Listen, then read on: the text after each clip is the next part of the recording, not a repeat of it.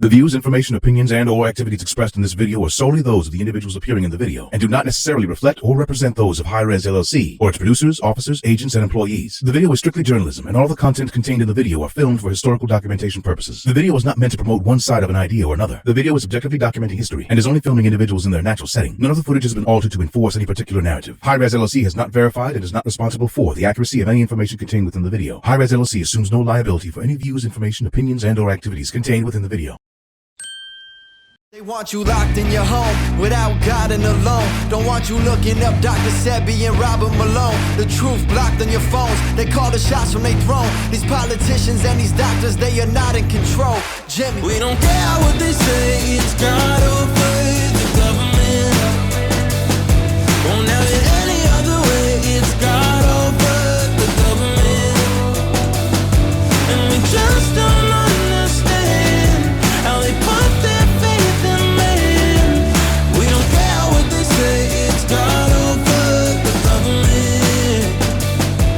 God over government, lies that they're covering, innocent suffering, won't let our freedom just crumble. Hey, I saw this on Instagram, and I'm sorry I'm late. It's no longer Thanksgiving, but I just wanted to stop by. How'd you come across that? Somebody pointed it to me. I'd heard about this guy Hi-Rez, and they said, I know who you are. Come on in, Robert. This is your wife? "This is Jill Malone, Good Dr. to meet Jill you guys. Malone." Come on in. Come on in. Thanks. Better late than never. Let's go. Mr. Malone, Jimmy, Robert Malone. Good to see you again. Good to see you again. So I'm genuinely curious. How did you come across my social media? Somebody wrote me a text and they said, "You got to look at this thing that's on Instagram." I'm not in Instagram, and then I see this thing about Robert Malone from this rapper I've never. Was I the first rap artist ever to mention Totally. it? Let's go. So how did you hear about me? Initially, it was the Dark Horse podcast. Cool. And then I did my due diligence, and I was like, okay, this guy's not just, some talking head, and obviously to have gotten to that point of Weinstein, Kirsch, and Malone, I had to be willing to want to dive down the rabbit hole of information, because you weren't, handed to people on a platter. You weren't handed to me on a platter on the internet with the censorship and all that. But and that's why I made that post. It wasn't a left or right thing. It wasn't meant to be a political thing. Maybe socio-political, right? It was like kind of your level, in my mind, your level of willingness to search for information. If you knew Robert Malone 6 months ago, a year ago, then you were willing to, not take that first answer as Bible, as definitive. So that was what that post was about. So thanks. Yeah, thank you for coming. I'm honored. Thank you for coming. So Jim, I'm so grateful that you came out to Maui for that rally. That was totally impromptu.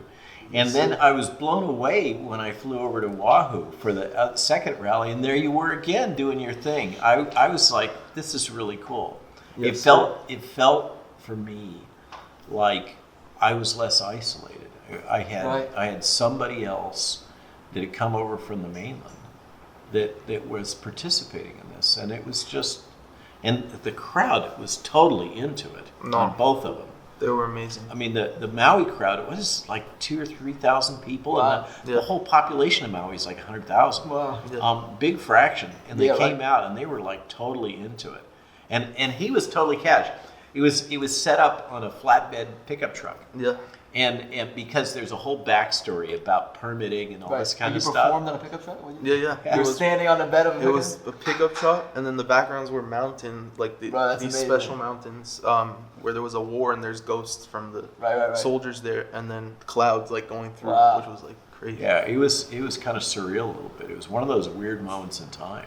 We were a bunch of geek doctors that were there. It's all Jill and myself. So how much time does it consume of your brain? When we were doing Twitter, because When we used to be doing Twitter. back in the day, In the Twitter when I had a Twitter account, and now it's same with LinkedIn. I've tried really hard to make it, and Jill has also, to make it so that people have access to information. Right. In a time in which everything is censored and spun and propagandized and everything. My whole goal has been to just, if you can help people get access to the information and give them the tools to help them think it through themselves, you don't have to tell them what to think. Right. You shouldn't tell them what to think. You should let them think for themselves. Right, lead them to the water. Yeah, exactly. What I really love about social media for me, and maybe for you guys also, is for me, it's constant feedback, Right. real-time feedback. Yeah, I mean, you put something out, and good, bad, and ugly, Right. it's coming right back at you, right? And you learn from that. Right. You learn a ton from all those people. It's not just you helping them learn; you're learning back from them. And that's the biggest loss with Twitter in having been deleted. Right. Is that I built this community of it was like 520,000 at the end. It's not huge, but they were throttling me the whole time. What that does, it cuts all the trolls out. Right. Okay. They're not willing to pay. Which is really cool. That's great. Right? And so now with Substack, we've got this really interactive group I'll check it out. that is busy commenting all the time on whatever we put out. But it goes out right now, we're at 100,000. Cool. Okay, so it amazing. bumped. I mean, that was the odd thing about Twitter. Right. I have a question for both you guys. What was the first thing in recent times that just looked really wrong that made you be willing to, say kind of what I was saying earlier, where I'm like, okay, this is it. This is the last straw. I don't care if I lose fans. I don't care if I lose money. I don't care if I lose brand deals. I don't care if I lose my sanity, card. What was the? So you go, Jim. What was the last straw? Because I know you've always been intuitive. You've been a deep thinker. But what was the thing? I think seeing the other artists that I knew in Hollywood and just in the industry in general promote medicine out of nowhere. Right. It became a trend Felt all like of a sudden. payola, right? Felt paid. Right, and they're pushing their audiences to make a decision, not even to make a decision, to just make a one-sided decision on their own body, and then getting emails from companies like the NAACP to be an influencer for the shot, and I was like, it made no sense, like why these major I got companies emails and and messages corporations too. Same thing. It was you like, know. So did you know that they were all getting paid to do that? I had a feeling, Right. and then once I started getting all the emails, they also show you a list of what other who's celebrities a part of it to encourage you. right, are being paid to, and all these influencers, most of them, they don't know what they're doing. Because Right. it's the influencer, the artists do. They know 100% what they're doing. The influencer side are more young kids, and these companies see that they're hungry for whatever quick They have a following. 10,000, 30,000, and they'll just post, like, even if they don't do it to them or take it themselves, they'll still post to promote it. And that's what's so crazy. So, Yeah, and then there's the fact checkers. and then there's the fact checkers. Yeah. So for me, it was kind of like a stepwise. People talk about being red-pilled. Right. I was aware of a lot of what was going on, and me and buddies at the FDA that were outside the review branch were chatting on a weekly basis. Yeah. We'd have a Zoom call. And we were talking about things that weren't making sense, like how the government was reacting about ivermectin. And so I already had this kind of like, oh, this is the usual gaming. This is like outbreak 5 or 6 for me. Right. I'm just like, I'm not another one. And I thought this was going to be the usual kind of stupid that I'm used to seeing. In and the out. government. Yeah. Steve Kirsch and I flew out to Brett's studio in Portland, and we all sat down, and all 3 of us knew that we were about to do something that was going to change our lives. Right. Brett's got a really good understanding of media, and he said to us, "Okay, you got anything in your background, because they're going to pull it out." And I'm like, I've been married for years, and this is what I do for a living. Right. And he said, they're going to attack you, and I'm just like, okay, but we have to do this. Yeah. Brett knew that he was at risk for losing his whole revenue from his family, Everything. the thing that supports his family, if YouTube deplatformed him, which they did. Yeah. Steve was the one, because he's a high-tech entrepreneur. Invented the from mouse, Silicon- the- Yeah. So Steve was more chill. In the end, Steve lost his company. Really. He had to resign Wow. because he was identified as an anti-vaxxer. Okay, and nothing he said could change Correlate, that. Okay, right. once they say that, It's over, yeah. That's the new cancel culture, That right? is totally cancel Yeah, culture. yeah. Right? Maybe out of the 3 of us, I came away with the best. I mean, there was a lot of buzz about me and the Nobel Prize at the time, and I said to him, this is what's at risk potentially, but so what? We have to do the right thing. Yeah. So there was that moment, but then not too long after that, I was on this teleconference with this Canadian physician, primary care doc, giving out early treatment, and it went on until midnight on a Saturday night. this chat with this guy, and he's telling me about what's going on in Canada. And he's telling me about how he files these adverse events reports about the vaccines, and they just blow him off. Of course. And he talks about the cases, and he talks about what he's seeing. This is way back. Yeah. And he's basically asking me, because I got all this depth with working with the government and regulatory affairs, blah blah blah. Okay. And he's saying, Robert, what can I do? And I'm like, I don't know what to say, because I'm not Canadian. I don't know the Canadian system. I don't know how I can help you. I'd love to help you. I wish I could help you. It's sick what's going on. You know, they're at the time they were talking about free ice cream to give jabs for kids, you know, and all that stuff. Okay, and I'm just like, this is sick. Yeah. But I was just like, I can't help you. I don't know what to say. Yeah. And I went to bed, and I woke up in the morning, and it was like, bing. And I turned over to Jill, and I said, because Jill and I both took a ton of bioethics training. Right. And I said, I know what we can do to help these guys. Yeah. We can put out a piece. We put it out in Trial Site News, in which we discuss the bioethics of what's going on, and cite the Nuremberg Code and the Helsinki Accord and the Belmont Report and the Common Rule. Yeah.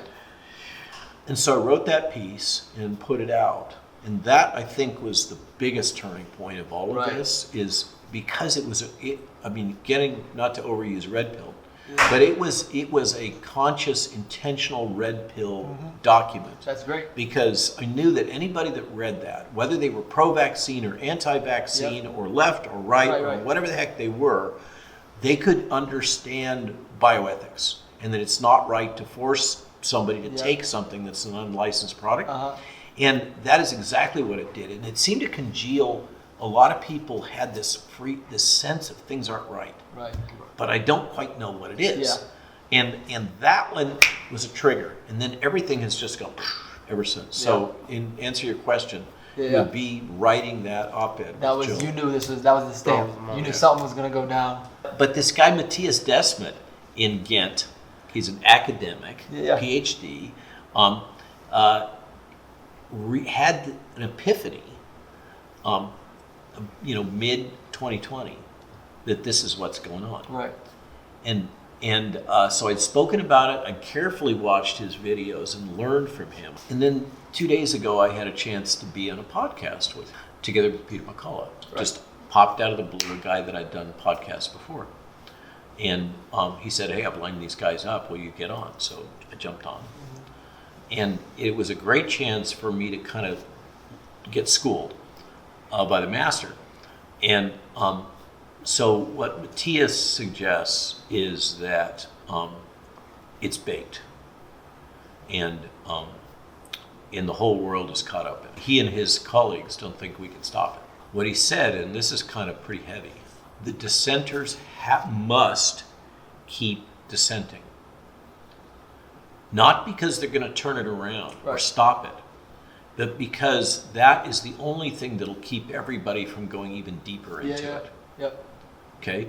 But, he said, if there is any violence in what you say or what is done, we've learned that in social media. they will attack you. Yep. Okay? They will attack you physically. Right. I mean, this is what led to Stalin's purges. It's what led to the guillotine. Right. Under the Jacobins and the French Revolution, it's the process that led to concentration camps, et cetera, et cetera. Okay, we're playing with fire. Correct. We have to be really careful not to provoke them. Right. There's a whole school of thought that we need to fight. Right. We have to do this thing. Right. Okay. The thing is, if we do that, there's a lot of them, and they got a lot more money than we do. Right. We got to be totally smart, but what came out of this podcast with Matthias, that's kind of profound and deep, is that we have no choice now that we've started. Correct. Yeah. And that we're in the moment and we're identified as the leaders. If we step back, if we weenie out, then the rest of the world is going to get even deeper into it, and we're going to have even more bad crazy. Right. And that is basically what he said. The best we can hope for is to do our best to keep everybody from going even deeper into it. What's the play at hand? Like you said, like thinking, you can't be violent. You can't be, fight fire with fire. So what, in your opinion, is the... So what he taught, so I'm just going off, this is not my discipline, Correct. right? I'm a What have you molecular learned? virologist. I'm Right. not a psychoanalyst. What okay? have you learned? So this is what Matthias said, was the dissenters must continue to dissent. Right. Absolutely must. We are locked in on this thing. We got to walk this road together. Right. I mean, we're on this path, and there's no turning back. What I said to him was, so what you're teaching to me is that ethically and morally. You guys hungry? Absolutely. I got some food. Cool. Dude, it's not non-GMO. It's organic. Yeah. There you go. Those are Look some at of the that. farms that. Thank you.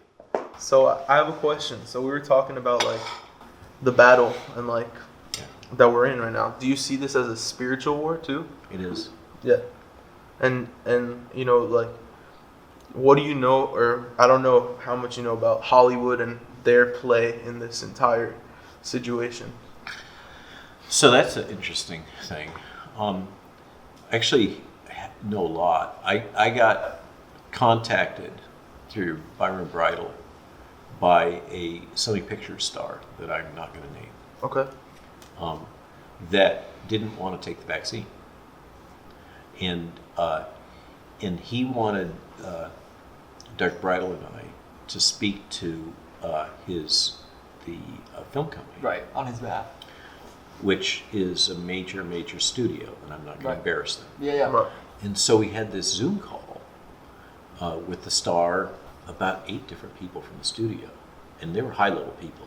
Mm-hmm. I was like, whoa, this is a little insane. First time you've ever done that, I imagine, right? This is big Yeah. media. Right.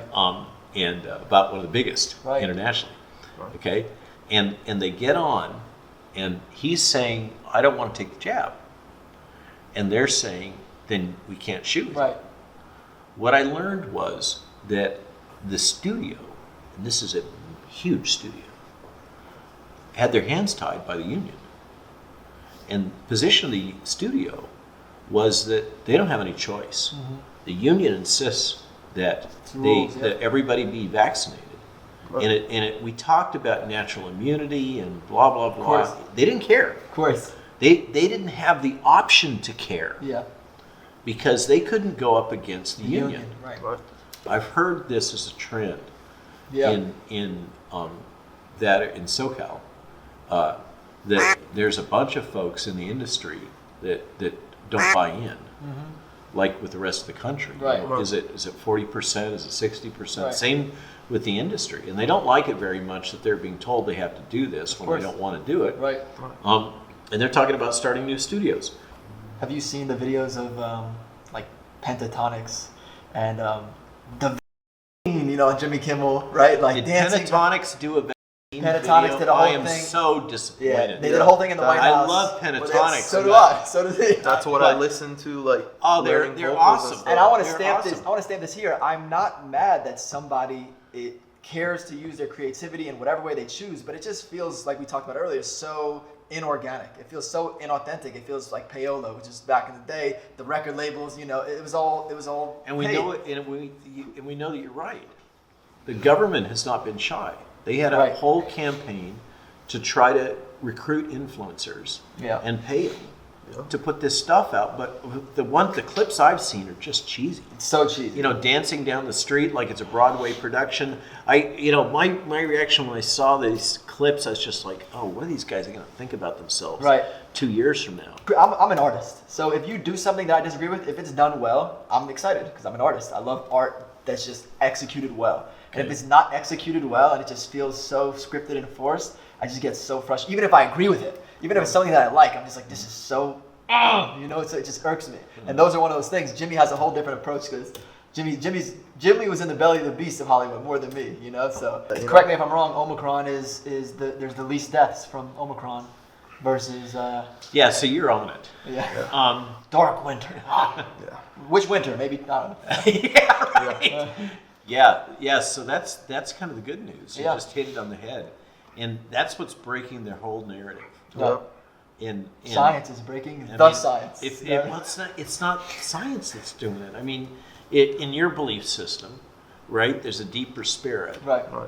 If that's the case, Omicron looks like a gift. I've Right. said this a couple times, and I said it on Fox News, and everybody's like, "Woo, that's pretty, that's it's pretty dark. far It's out. very- Malone's gone crazy again." Yeah. And then Ingram had me on the other day, and her lead for that was she played that clip of me saying, "Hey, this looks like good news." Right. And then she leads in and she says, a bunch of my friends, when they heard that, they were really shocked. Of course. And then she just hammers the data. She says infections are up 300% and hospitalizations are down 3%. Right. And Malone called it. I'm like, thank you, Laura. Let me give you a hug, right? Likewise, Bannon. I've been on Bannon because I've been banned on so many other course, things. of So course. Bannon's like a buddy now. Right. Beck was, who would have thought I'd ever be on Glenn Beck's show, Yeah. okay? And early on, I was on Beck for like 4 days in a row or something crazy. Speaking, I have a question about that in general. What's your opinion on the fact that, I don't know your politics initially before anything, but why do you see more conservative media giving you a platform versus more liberal media? So that's a deep question. Yeah. Yeah. And there's this saying, follow the money. Of course, I know it. There's a book that I know it all. Yep. Follow the money, Yep. right? To get to truth. Of course. And for me, this has been one of those reveal things that's happened over Mm-hmm. time.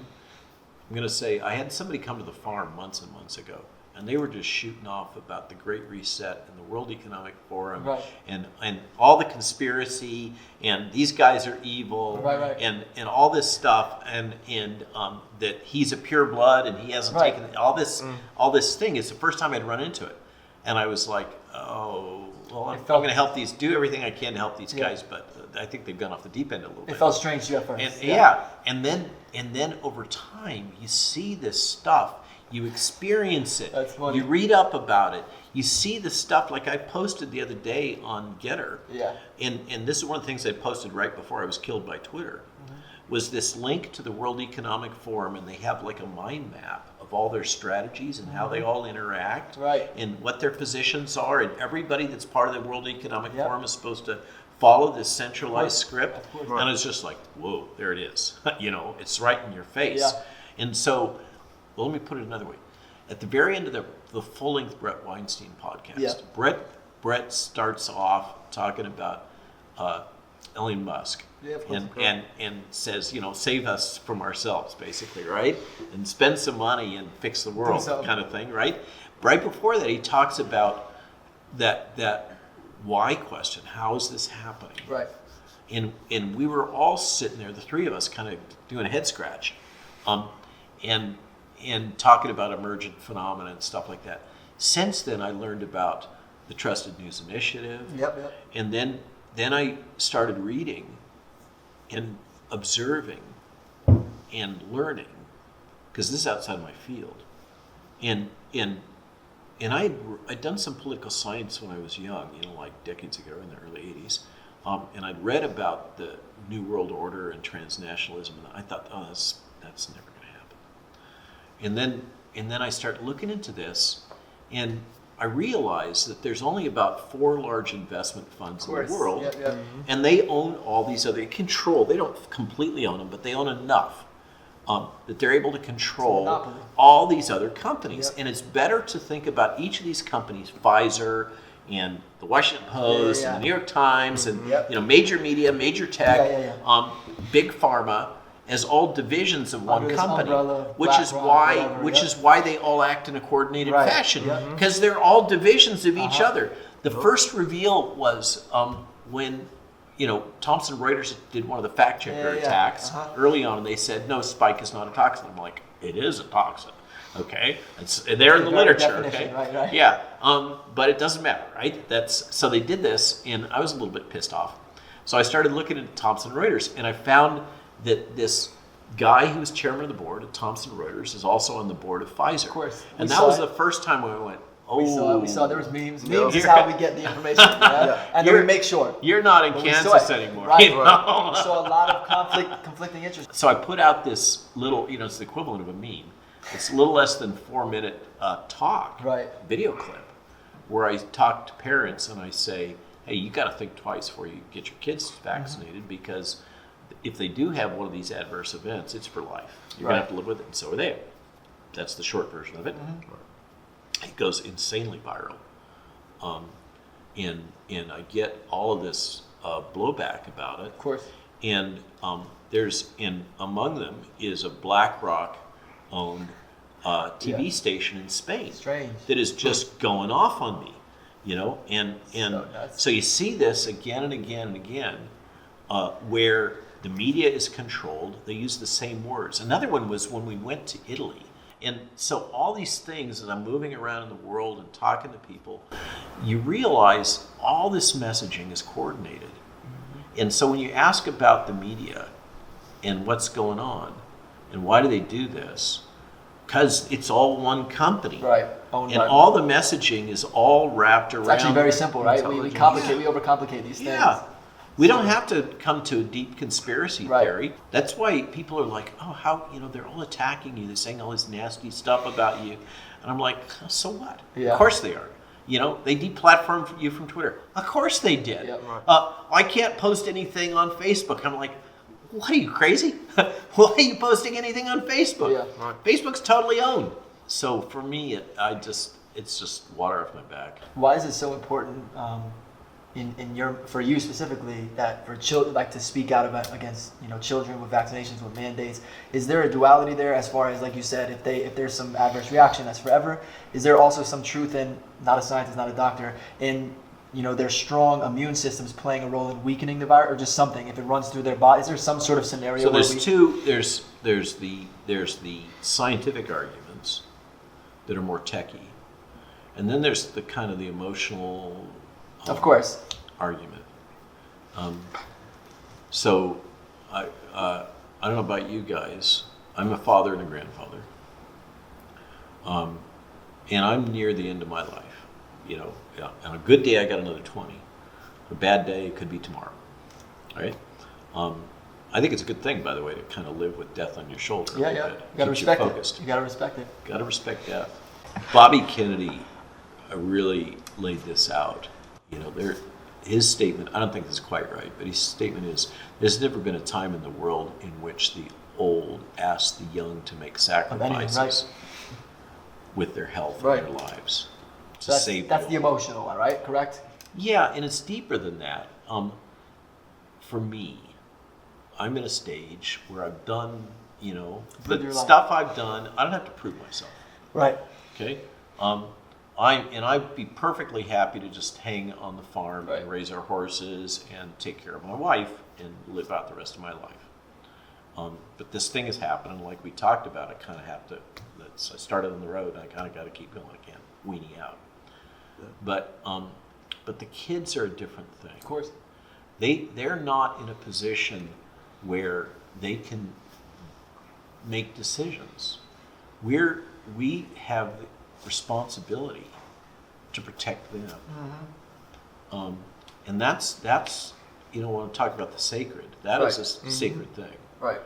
And no matter where you come from, what you believe in, if we don't value our children, then civilization is going to go straight to hell in every dimension, right? Of course. Right. So early on, I knew that this was going to be a battle. The big battle couldn't be won.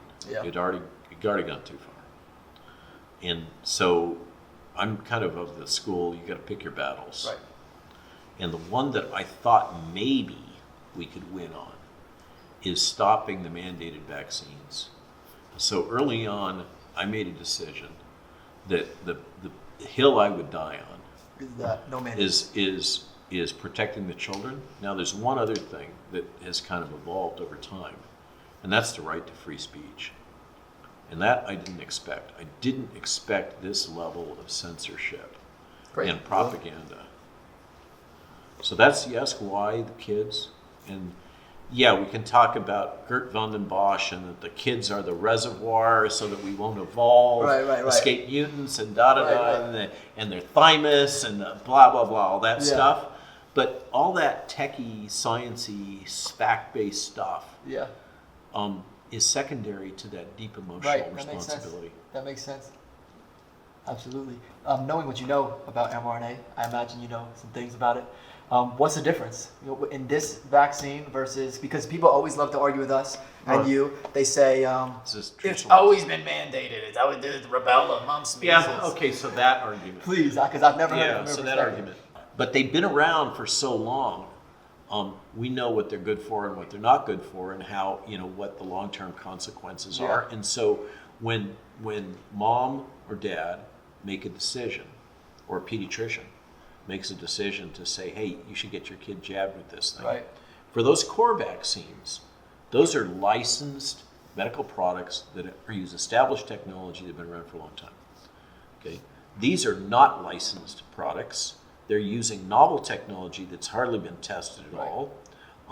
We don't know what the long-term adverse events are because there's not been enough time. I mean, you don't have to be a rocket scientist, they say, to figure out that we don't have 5 years of safety data on these things. Okay, so this argument that, these are just the same and we should treat them the same, no. So I spoke about this on Great Britain News with this interesting character called Neil Oliver. This guy is authentic. Right. So he has me on in kind of a meet the press environment with some other journalists from the UK, and I speak the truth about the children and the jabs and the risks and all that kind of stuff. And the journalists were like, because none of this is people can't talk about this in the UK at all. Okay. And then one of them starts saying, well, actually this committee that we had here in the UK had said something very similar things, blah, blah, blah, blah, blah. And then I get attacked by Thomson Reuters. They're fact checkers, and they write me this nasty gram and, justify what you've said and where's the data and this kind of stuff. And they cite a comment, they get the MHRA, which is the version of the FDA in the UK, to make comments. And I'm like, okay, I've seen this rodeo before. Of course. What are we going to do this time? So you can go on that website that I just said, RW Malone MD, look at the tab for children. Right. And you will find a massive amount of data about the risks to children and make your own decision. Right. That's the rule. So I'm not going to tell you what to think. You can do your own thinking. I just want to give you the information, and the information speaks for itself. And we have to basically run a guerrilla campaign because we are up against Goliath. It's a metaphor that people talk about all the time. We got to be the Davids. Yeah, we have to be, and to be David, you have to be smart. Right. And you have to be agile. And if we can help people, I mean, if whatever our cost is, if we can help catalyze a new renaissance where people start thinking for themselves, I can die happy. Right. I'm really glad that you guys are in the fight. Yeah. We're glad to have you, brother. I hate using the term fight, right. But it is. It is guerrilla, full on 21st century modern media and political warfare. Whatever is going on, I think there's more money being made now in this war than in real war, than in physical war. I think there's a lot more money moving hands. It's globally. Yeah. It's We've never had that. It is massive. Yep. And it's not just the profit, it's also the market cap. You got to watch to follow these characters. You got to not just look at how much money they're making on the profit, but how the value is going up. Yeah. What do you think about the whole depopulation agenda?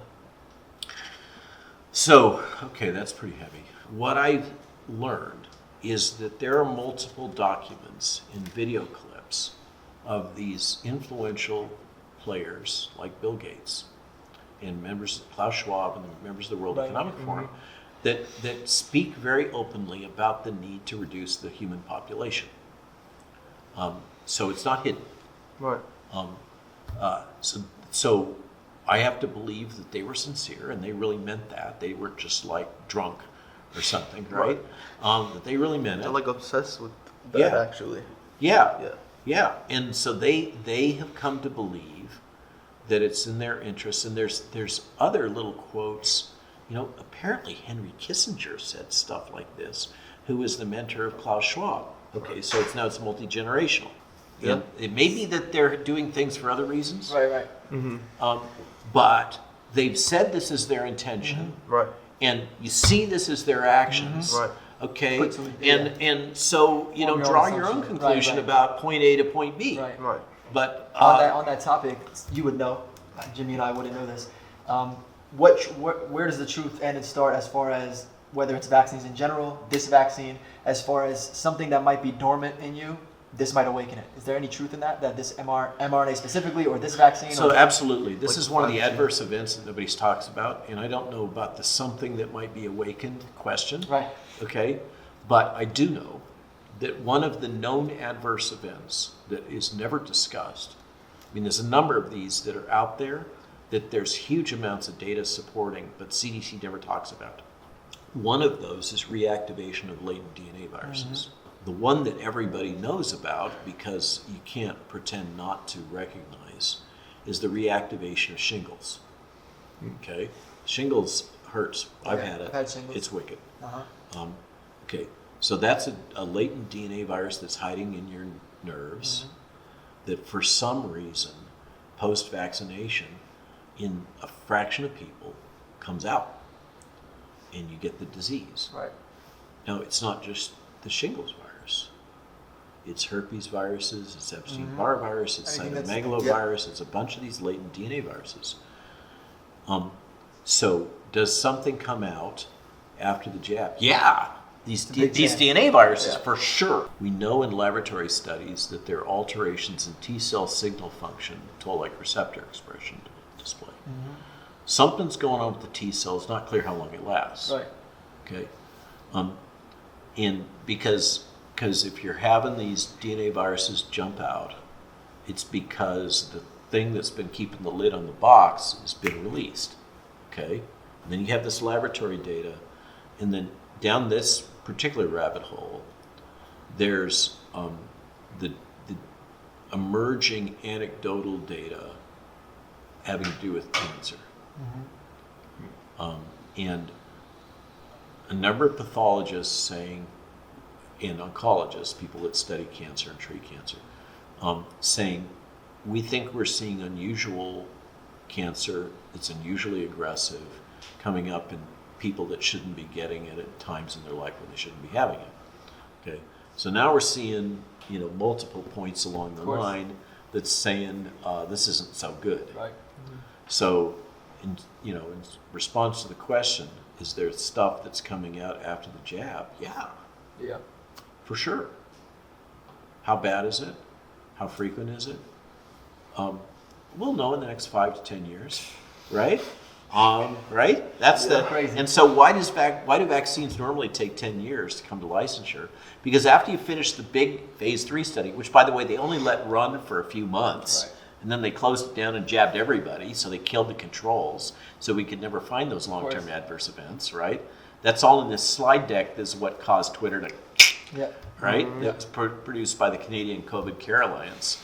Okay, fantastic video. Yeah. All true.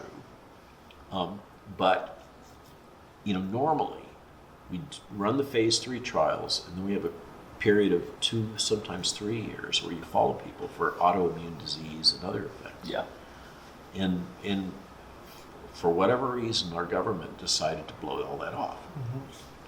So, in my mind, part of the problem here, the reason why we're having all this arguing about the data, what is the real problem? What do the real data say? Oh, no, I don't believe in bears. Oh, I believe in bears this time, but not that time, and all that stuff, all that noise.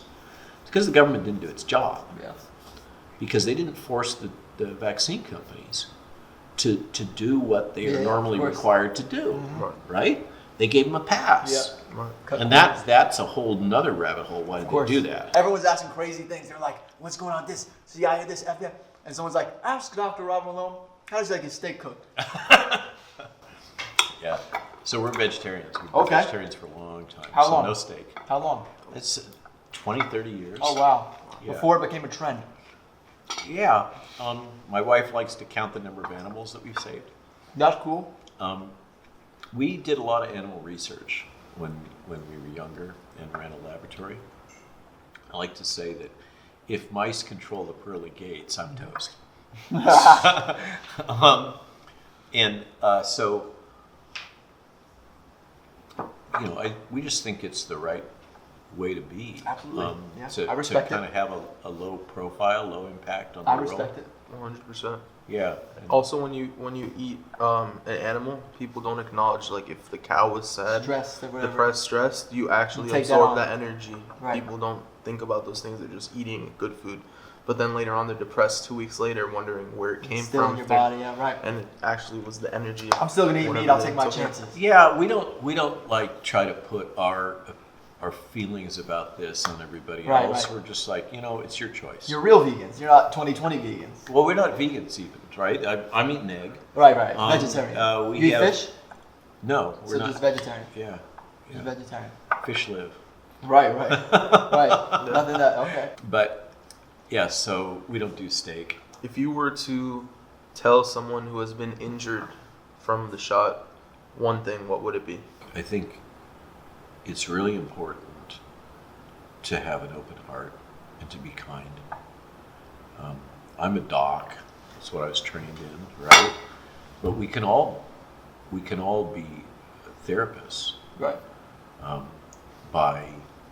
This gets to the core point, in my opinion, the three ways we get out of this, not to be a total downer, is we got to restore integrity across the board.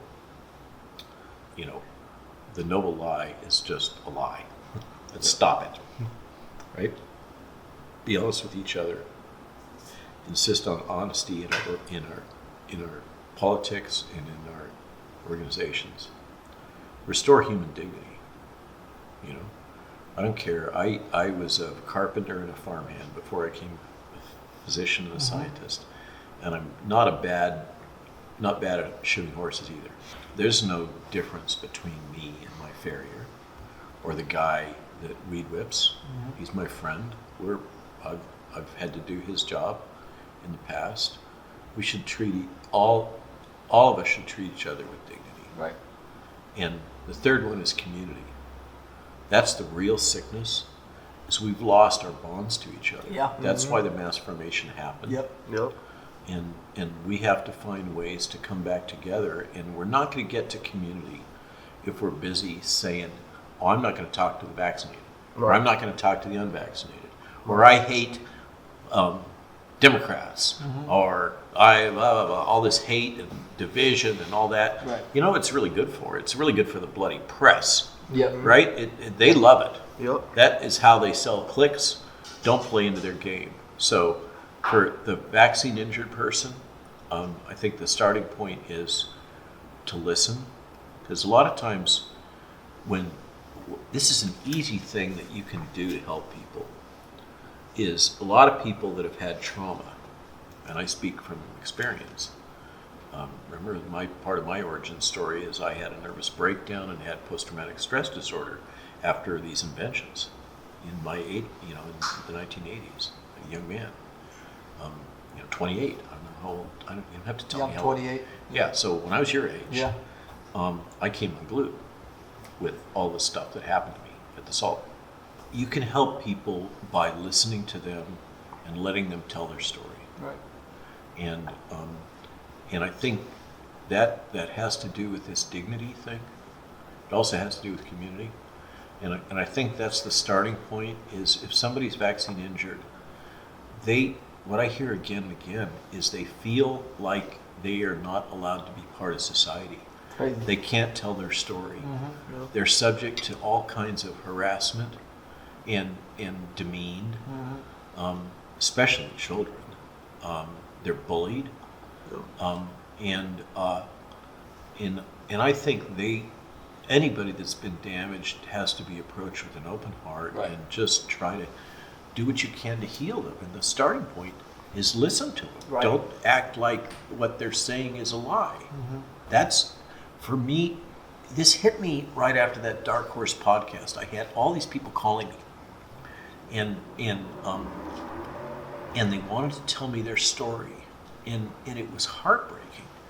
And they had groups on Facebook Yeah. where they were telling each other Yeah, their yeah, story, yeah. and then they all got They deleted. removed it. Yep. They all got deleted, and it was like the worst form of gaslighting. Right. Right? you don't matter to us. Yeah, right. Not only have you been damaged, Yeah. but you're so unimportant that we're just going to flush you. Yep. Right. Right? And so that's what I would start with. And a lot of people were saying, you know, why did he give it's so very one-dimensional. People on both sides, regardless, it's always, if you're this, then you're this. If you're that, then you're that. And if you do this, then you're this, you know, whatever it is. So they assume, you know, they said, why is he vaccinated? And they make all these assumptions. I know why you're vaccinated because I've watched many of your videos. But for anyone who might have missed it because they like to clip it and, you know, they like to make you a certain way, why are you? Yeah, so one of the this things one that's specifically. fascinating about that question, why did you get the vaccine, Yeah, is the subtext that I am somehow controlled opposition. correct. And that's one of the silver linings of being kicked off of Twitter and course. LinkedIn, is that kind of puts a hole in that Correct. theory. Wait a minute. This is a really in-depth chess game. Yeah. And in a way, it's a little offensive Of course. because people are saying, "Well, I have the right to know your medical information," Right.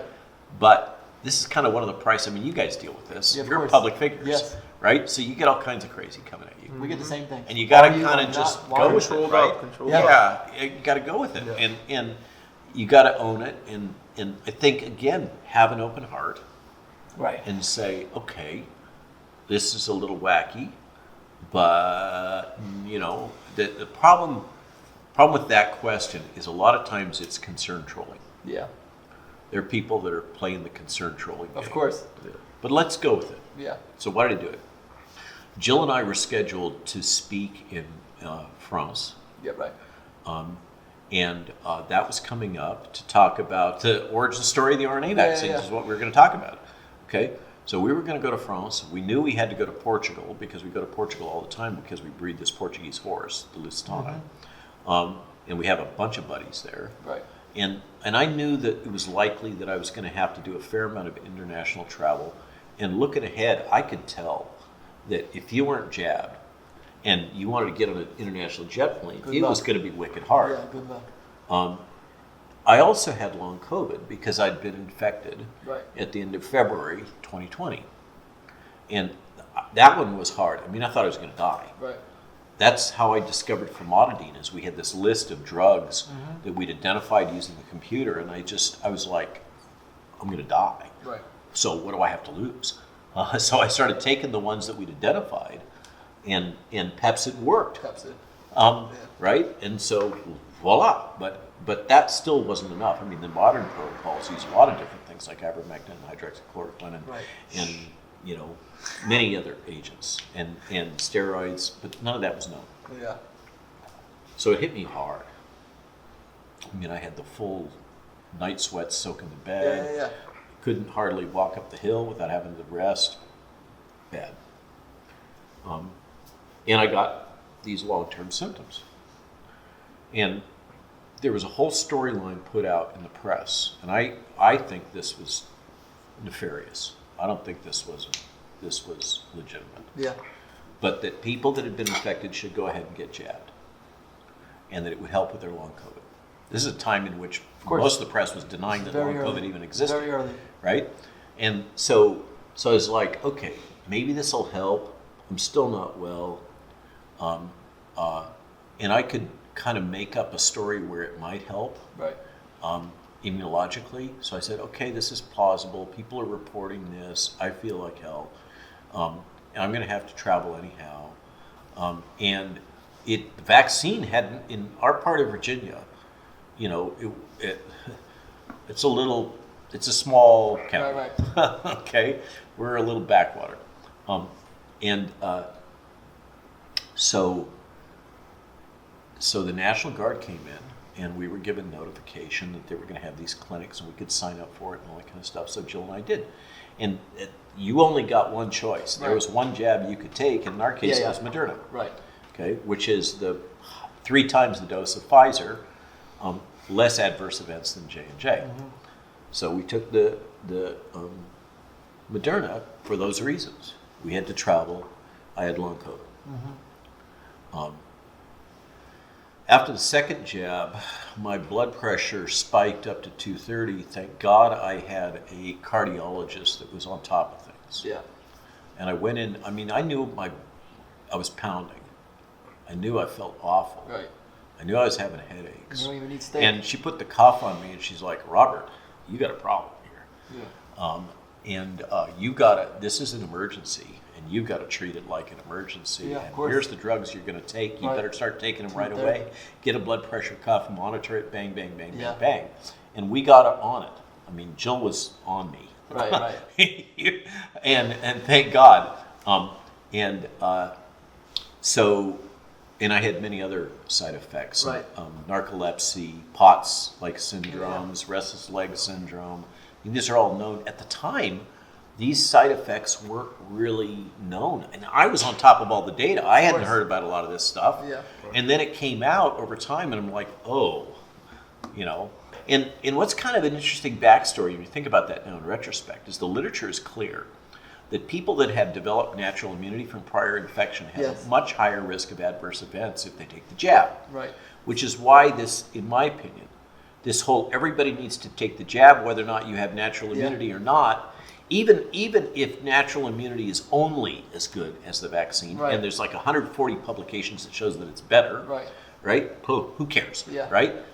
It's not in the financial interest of Pfizer, Of course. whatever the reason is. Okay, they all want us to take We the know jab, why. whether we've been infected or not in the past, and they never talk about the fact of the literature that shows that the adverse event profile is way worse if you've already been infected. Right. And here's the thing, this gets back to the kids and the whole mission of the Unity Project Yep. that I serve as medical director and regulatory director Right. for, okay?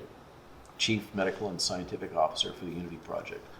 The Unity Project, www.unityprojectonline.com, California-based group, grown out of an activist women's group, really mothers that came together. Right. When Gavin Newsom said he was going to I know. force universal jab. That was nuts. And these moms, I've been saying all along, what's going to change the midterm election? It's going to be pissed off moms. Pissed off moms. Okay. That's going to change the world. That's going to change the future of the world. It's going to be pissed off moms. Right. They are the swing cohort. Yeah, correct. Yeah. And so these pissed off moms Right. who are like, mama bears, right? All these stereotypes. No, you're not going to do this to my kids, right? They came together, and that eventually led to this entity, the Unity Project. And then they called me and said, would you join us? So they've got all this data and information. You can go online and see it. And it's not just the jabs. The stuff that has happened with children, with the mask use and the lockdowns and the school disruption. Yep. There's data suggesting a 20-point IQ drop. I believe it. And developmental delays. I mean, what we have done to our children For is generations. profound damage. Right. But here's the really sick, sad thing. You had this guy who's the editor-in-chief of the New England Journal of Medicine. He sits on the VRBAC, the Vaccine Advisory Regulatory Board for the FDA, and he's sitting there in the meeting where they're making a decision about whether or not to go ahead and authorize the jabs for kids. Right. And he makes this comment, well, we don't really have the data about safety, but we're never going to find out unless we start vaccinating. I'm like, my head blows up. Okay? I'm trained in clinical research. Right. The answer is, oh, you don't. Right. Okay? You first do a careful study in kids that are at high risk for the disease, and you make sure it's safe in them because they have a higher risk ratio. Okay? You start with those kids, make sure it's safe. Then you do a very careful study in 12 to 18-year-olds, and you make sure it's safe in them. And then you do it for the younger ones and make sure it's safe in them. And then you do it with the neonates in young children, like up to 5. Right. And then you say if it's safe in them. And then you go ahead and make a go, no-go Before you- decision. right. Not, well, we don't know, and so we're just going to jab them. you I don't mean, start my hiring mind rappers and blew singers up to start, when I heard that. That is so sick. Yeah. Okay? Wouldn't that eliminate a whole control group if everyone in the whole world got vaccinated at the same time? That's the exact opposite of what science is. We would never be able to assess the true risk benefit, Yep. which means their adverse event profile, their risks, are probably even higher. Right. Their risk, you're right, the risk is tiny for the Yeah. virus, but their risk for the reaction to the vaccine, jab right. is way higher than the regular pediatric population, Right. which they're not studying those kids. And it's probably the majority of the kids in the United States. That's why I say, as I said on Brett Weinstein, trying to be nice, it's knucking fuss. Yeah, yeah. It is just, I'll say it for you. It's fucking nuts. it is. It is. Yeah. It's just wrong. Unreal. I have a general question. Probably one more question each. We'll wrap it up. But I know we have, like in general, we have like levels of higher viral loads, lower viral loads. We have a way to kind of measure, that barometer. Do we have that level for efficacy of antibodies yet? As far as high end, you have a lot, you have a little. So that's a good question. And there's a couple, so I'm going to unpick that a little bit because that's a techie, sciencey question. The short answer is no. When they measure antibodies in total antibody titers, antibodies are like a swarm of bees, but it's a kind of special swarm. Only a few of those bees are actually loaded and ready for action, okay? So only a few of those bees in that swarm are armed and loaded and able to knock out the virus. But, and it's a minor subset typically. But when you measure antibody levels that are reactive against the virus, you're measuring the whole swarm.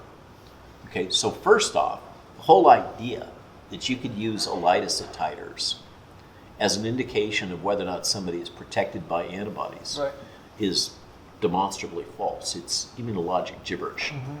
Furthermore, with viruses like this, that can spread from cell to cell, they don't have to jump out of the cell to infect the other cell. They tunnel through. Right. Okay.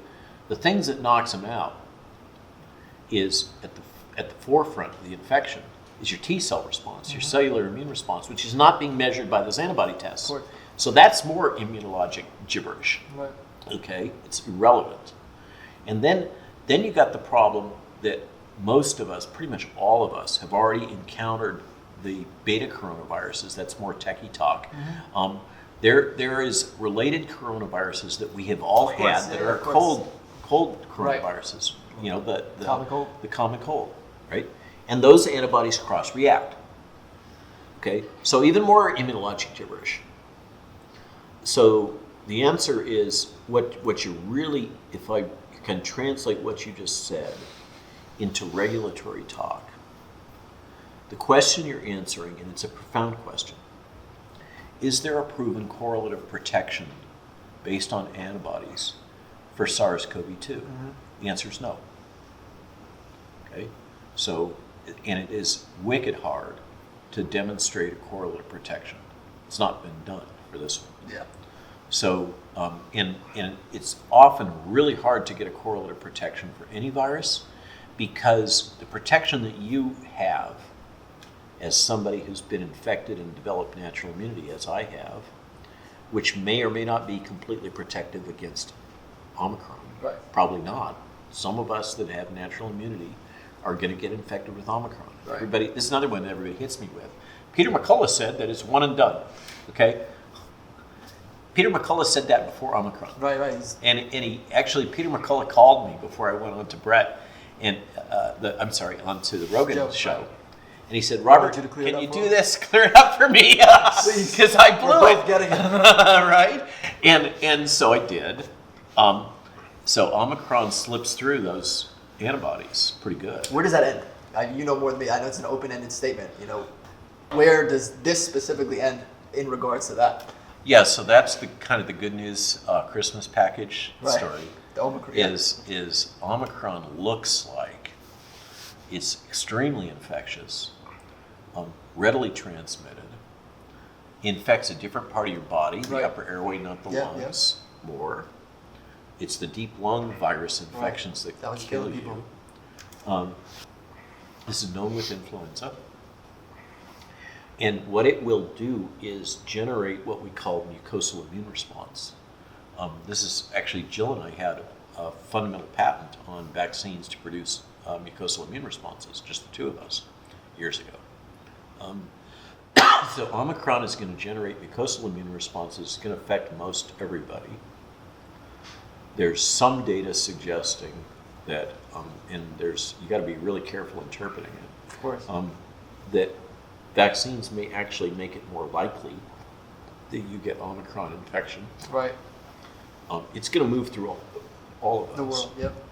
And we're all going to generate good, robust immunity. And hopefully that immunity is broad and protective enough so that we finally start to get to herd immunity. Right. And it's important to understand herd immunity is not like a binary thing. You have it or you don't have it. Right. Okay? It's something that you approach gradually. If this is the level of herd immunity, which is what does herd immunity mean? People don't like, they toss this word around. Yeah. Like Tony was like early on, 70% and we're going to reach herd immunity. Right. It's important to recognize that Tony Fauci is not an epidemiologist. Okay, he's not trained in public health. He tosses these words around, but he doesn't seem to really understand what they mean. What it means is that if you get infected in an environment in which we've reached herd immunity, and by the way, herd immunity is a local thing. Right. Okay. If you get infected, on average, you will infect less than one other person. If there's 10 of you, on average, those 10 will infect less than one person. And what happens when you reach that point is the virus dies out. It can't continue to feed on us, right? Where it's food, it's a parasite. Right. Okay? And so that's what herd immunity is. So it's got a number. You can plot that number, and it'll kind of move like that as it gets close to that R naught of 1. So that's what we got to look for, and don't expect that the light switch is going to go on, Of course. and we're all going to be safe. I know. Yeah. Even though that's kind of how it's been sold to us, not the way it works. Yeah. You in on this? I'm going to share the next level of understanding. Why does a lot of these viruses infect the kids, like measles and mumps? Okay. In a natural environment globally, what you see is these pediatric viruses circle the globe. And what they're doing is that a population reaches herd immunity and the virus stops circulating. And then you have kids start getting born until you get enough kids that the virus can spread. The virus is hiding. Remember, this virus lives in deer and cats and all kinds of stuff. We're not going to get rid of this. Right. It's with us for the rest of our lives Right. and beyond. So it'll come back in the human population. And once you get enough kids born that haven't been exposed to the virus, then it'll take off again and it'll infect those kids. And that's why you see the circulating pediatric infectious disease. Right. Make sense? Yeah, makes total sense. Cool. Okay, because Makes total I'm really proud that I can that convey that, because that's an advanced topic in epidemiology to kind of get that part. Absolutely. So cool. So don't jab the kids. Don't force the kids to get jabbed. Yeah, I know you're big on that. How can we get involved specifically? So thanks. Yeah. So remember when we were talking about mass formation? Yes, of course. Okay. And remember I laid the guilt trip on you. Yeah. That like it got laid on me by Matthias Desmond Right. today. Okay. You're in the battle and you can't back out. I mean, you could wean you out. Right. And just chill, do your thing. Yeah. But if you're willing to accept responsibility for the human race Right. and for a fellow man, you're in the battle. And it's not about left or right, or Right. Democrat or Republican Right. or black or white or Latino, Vaccinated, or all unvaccinated. vaccinated or unvaccinated. Right. It's not about the vaccines. Yeah. It's about the mandates. Correct. Okay, so whether you're pro-vaccination or anti-vaccination, you want to wear a mask or you don't want to wear a Right. mask. I like that. I love that. Far. Appreciate you coming out. I don't know how you found my house. Hey, I really, I know about this character from coming out to Oahu and Maui. Right. That was awesome. Right. Sue. Yeah. Great to meet you. And thanks for having me here and for the chance just to shoot the shit. Absolutely. Let's do it again. I'm glad you cursed this time.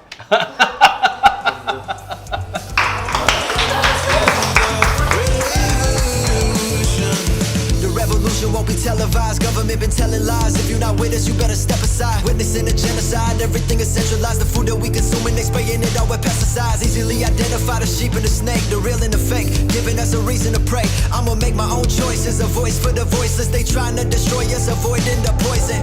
It's all pointless if you don't have